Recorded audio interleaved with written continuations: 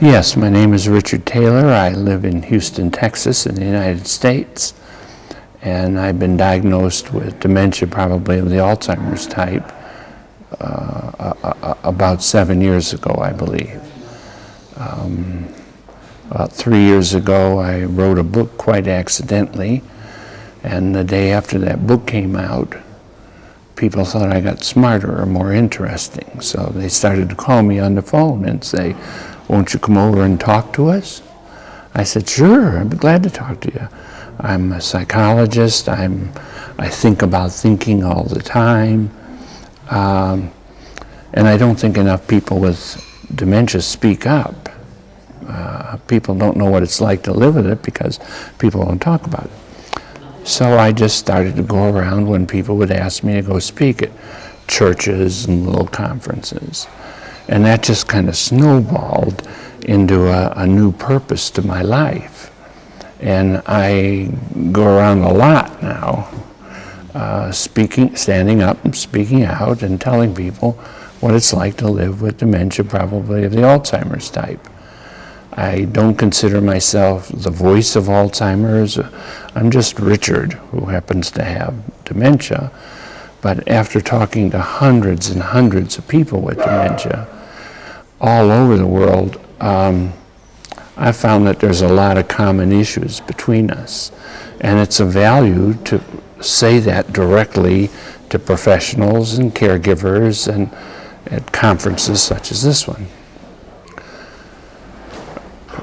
For me, the most important issue in almost any issue concerning dementia is involving people with dementia in their own care, involving people with dementia in the design of pharmacological interventions, asking them,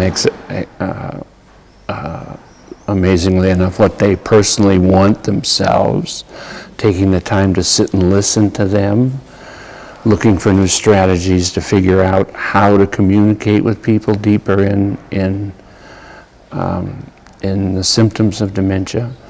So the most important issue is that we're ignored.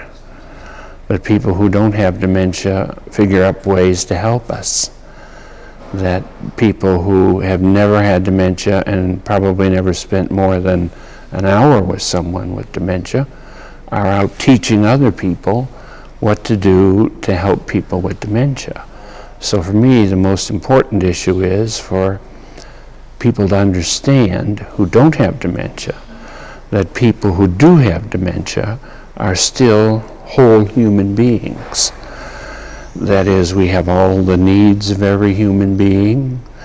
It's not like we have a little hole in our head and our brains are falling out at night. We still need a sense of self, a sense of dignity, a sense of privacy. We just are not in a position to get those always for ourselves. So the issue is finding out what we feel and then enabling us to either do or acquire those needs, have them met ourselves, or someone else helping me to meet those needs. I think 10 years from now we'll be embarrassed for our emphasis on pharmacological care.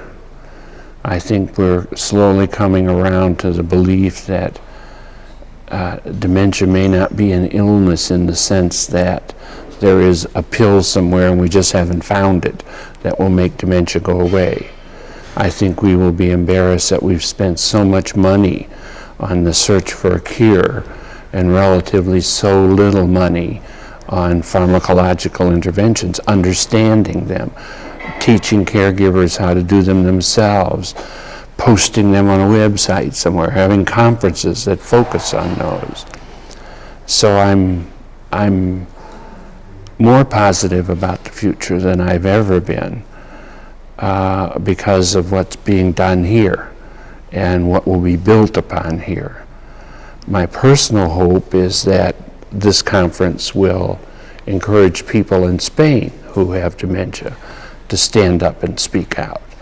That the next time they have the conference, Richard won't come to speak, but there'll be half a dozen people from Spain here that have taken up the cause of telling people what it's like to have dementia. When that happens, non-pharmacological interventions will just happen because people will say, this is what I want.